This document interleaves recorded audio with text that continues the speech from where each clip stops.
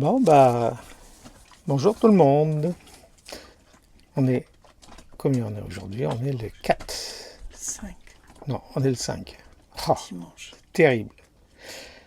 Alors, nous sommes le 5 et nous sommes au mouillage depuis hier après-midi dans cette magnifique baie de Pétalas. Pétalas, sur la côte du Péloponnèse, non? Au nord du golfe de Patras. Ah, donc nous ne sommes pas dans le Péloponnèse, nous sommes au nord du golfe, juste au nord de l'entrée du golfe de Patras. Et vraiment, là, génial. Pas de taverna, rien du tout, que la nature et quelques bateaux. On est une dizaine de bateaux. Alors aujourd'hui, je voulais profiter un peu d'un moment de farniente pour faire une petite vidéo et donner un peu l'explication de la fameuse caméra magique qui arrive à nous suivre, qui arrive à faire des choses extraordinaires, à nous filmer comme si on était en drone, enfin plein de trucs assez extraordinaires. J'ai débuté les vidéos en 2017, 2016-2017 avec cette caméra, enfin, qui est une GoPro Hero 5 sessions. Je l'ai utilisée pendant 3 ans, je pense. Et là, avec ça, bon, on faisait du 2,7K, enfin déjà de la haute définition, mais il n'y avait pas de stabilisation, c'était au pif, hein, il n'y a pas de visée, voilà. Et là, c'est là un gros avantage, c'est qu'on peut filmer sous l'eau. J'utilise depuis 2 ans cette caméra là qui est une Osmo Pocket de DJI, la firme japonaise chinoise, pardon, qui fait des drones, et c'est une caméra de drone. Elle a l'avantage, cette caméra, c'est qu'elle me suit, hein, elle me suit, voilà, hop, je touche à rien et elle suit mon visage. Voilà. Donc ça c'était pas mal. Elle a un petit inconvénient, c'est qu'elle a un petit viseur, donc bon, elle a toute la stabilisation et tout ça, ça c'était pratique, l'horizon reste toujours droit. Mais avec celle-là, on peut pas aller sous l'eau. Je filme aussi avec ça, c'est une excellente caméra, hein, l'iPhone 11 Pro, parfait aussi, hein. Alors bon, ça, si je veux stabiliser, je ne peux le faire qu'en post-production, c'est-à-dire au montage. Qu'est-ce que j'utilise d'autre? Eh ben, la fameuse caméra qui filme partout, qui me suit, ben, c'est celle-là. C'est cette caméra-là qui s'appelle Insta360. Alors ça, c'est encore du japonais, naturel. Du japonais, j'en veux pas le japonais, c'est du chinois. Et enfin, j'espère ce que je dis là, c'est pas du chinois, mais la caméra, elle est chinoise. Et donc, elle me permet de filmer ce qu'on appelle en 3.6, en 360 degrés, c'est-à-dire, elle filme une sphère complète. Elle va filmer derrière, devant, en haut, en bas, comme si l'écran était une véritable sphère. C'est ça l'astuce. Et au montage, je vais pouvoir choisir le plan qui m'intéresse et faire un suivi aussi des personnages, changer de plan, changer d'angle, grand angle, angle étroit, et puis faire pas mal de choses. Alors je peux dire, par exemple, je filme ici. Voilà, je montre ça, mais je filme derrière là, voilà, en haut, partout. Alors, bon, ça a des petits défauts aussi. Quand on choisit un plan étroit, bon, on est très proche et le plan est étroit. Mais si on choisit un plan beaucoup plus large, le plan est plus large, plus net aussi, mais l'image est un peu déformée. Alors, elle a une autre particularité, c'est que j'ai une perche là, une perche qui se déploie et qui fait 4 mètres de long. Et donc quand je mets cette caméra au bout de la perche disparaît complètement.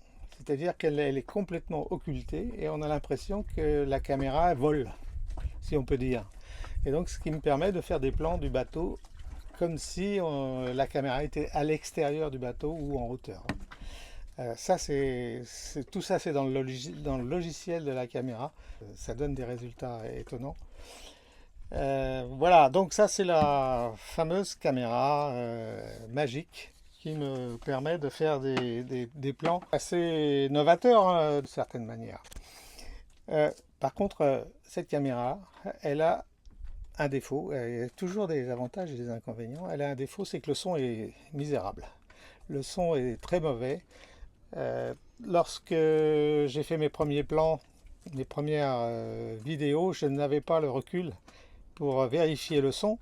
Et donc mes premières vidéos, d'ailleurs j'ai dû en refaire une, le son était inaudible. Et puis après il y a le problème du vent. Du vent, ça c'est un problème récurrent en bateau. C'est la gestion du bruit du vent. Alors là j'ai fait quelques recherches et j'ai investi dans un petit enregistreur. Voilà, c'est ça. Ça s'appelle Zoom, c'est F2BT, c'est un petit enregistreur de haute qualité qui me permet d'enregistrer le son avec une petite mousse là qui évite le bruit du vent. Donc j'enregistre le son sur cet appareil et au montage je mixe le tout. Alors ça rend le montage un peu plus long, un peu plus compliqué, mais dans une vidéo les images sont importantes mais le son l'est aussi.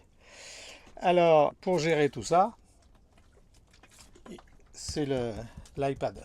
C'est lui avec lequel je fais tout le montage, les enregistrements, tout le montage, le mixage, le stockage aussi des vidéos, tout est stocké là-dessus. J'ai même plus besoin de disque dur, puisque là-dessus j'ai l'équivalent d'un vrai disque dur de 500 Go. Donc je stocke en partie sur l'iPad et dans le cloud. Et donc je n'ai pratiquement plus besoin de mon disque dur externe que j'ai aussi avec moi mais qui me sert pratiquement plus. Quoi d'autre? Donc cette caméra là, elle est modulaire. Il y a 3 éléments, 1, 2, 3, avec des batteries aussi interchangeables.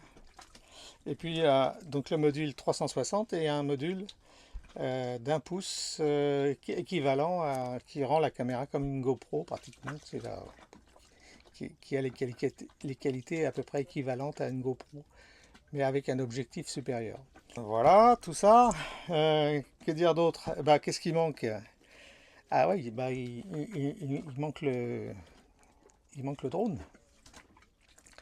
Le drone lui il a fait plouf. On l'a cratché à Civota lors de notre premier essai de vol de drone en navigation. Alors, en navigation, le drone parfait, mais pour le réceptionner, j'ai été, je dois dire, trop téméraire. Trop téméraire, j'ai surévalué mes capacités de pilotage et j'ai voulu le faire re-rentrer par l'arrière. Qui est relativement facile à faire en stationnaire, c'était devenu très acrobatique en navigation et malheureusement il a percuté le moteur de l'annexe et plouf à l'eau, donc plus possible de le récupérer. Et donc il n'y a plus de drone numéro 2, mais là, oui, mais là j'ai toujours la sacoche avec les batteries naturellement, et la radiocommande, la télécommande du drone. Mais si sans drone, hein, ça sert pas à grand chose. Avec la pochette ignifugée pour mettre les batteries dedans. La pochette ignifugée qui nous permet de ne pas avoir de problème parce qu'on en prend l'avion. Bon, ça, il y a le cache. Bon, le cache, il ne sert plus à rien. Et puis, il y a la protection aussi qui ne sert plus à rien. Donc voilà, ça, c'est ce qui reste du drone. Mais bon, comme j'ai pris goût au drone, aux images du drone que je trouve assez fantastique. La qualité que l'on obtient là, on se laisse surprendre nous-mêmes par tout ça. Eh bien, un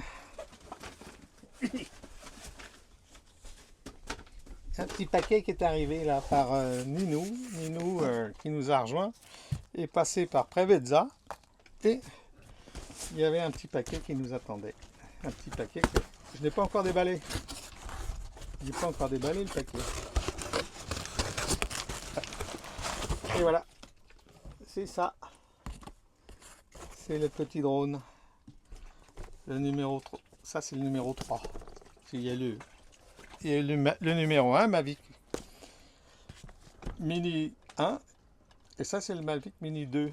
Mais ça c'est le 2 bis quoi. Donc voilà. Bon, donc on va essayer de déballer tout ça. Donc on va faire on pourrait appeler cette vidéo le unboxing. Unboxing. C'est sortir de la boîte. Comme disent les youtubeurs qui font des vidéos spécialisées dans matériel, dans ce genre de matériel. On déballe. Alors, on va déballer. Alors, j'essaie de déballer correctement. Ah oui, il faut bien open. Parce que je réutilise les emballages pour éventuellement pouvoir revendre le matériel s'il y a des nouveautés. S'il y a du nouveau matériel plus performant, il faut revendre l'ancien. Ah, donc voilà le bébé, le petit drone. Donc il va falloir de nouveau reparamétrer tout ça. Bon, le manuel. Les hélices de rechange. Les câbles. Ça on en a besoin, mais j'ai tout ça alors déjà. Donc je vais laisser ça dans la boîte.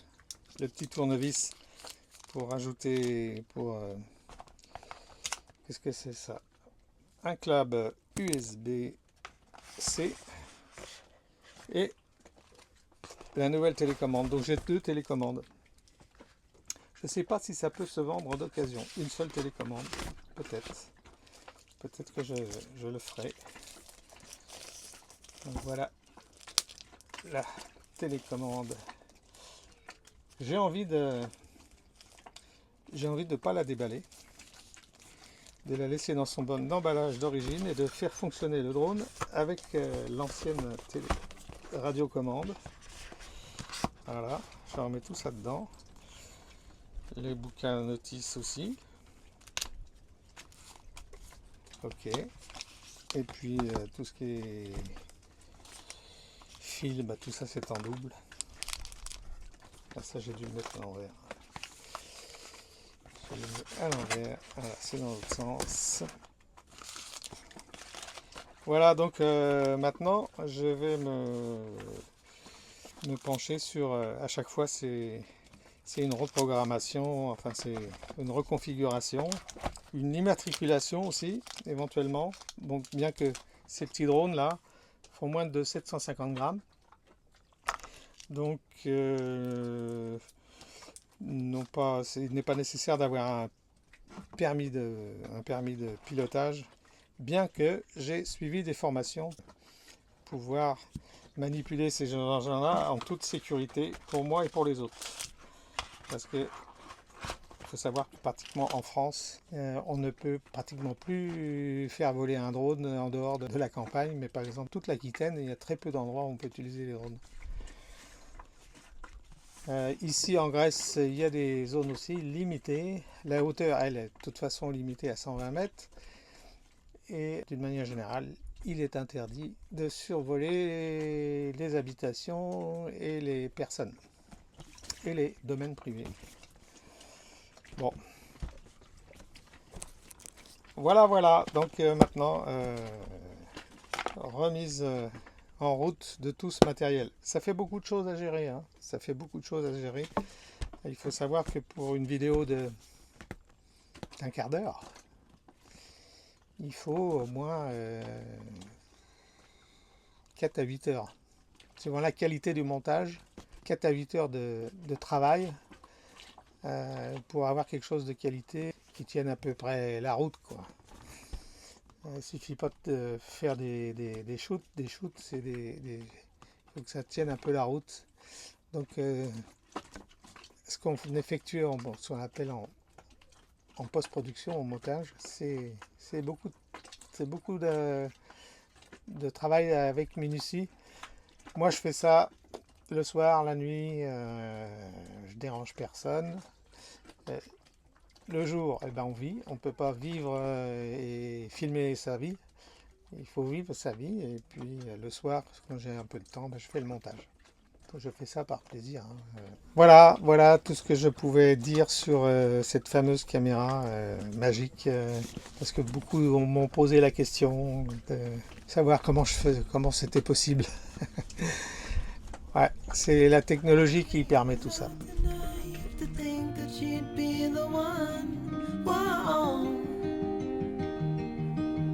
Why did she go? I met her back in 2005. It was her crooked little smile that caught my eye. Time went by and it was her and I. She promised me to never leave my side, but she left me here alone. I know it's dumb, I still check my phone, 'cause I can't move on. Whoa. Why did she go? Whoa. Was I supposed to know that she'd leave? Was I too naive to think that she'd be the one? Whoa. Just tell me, why did she go?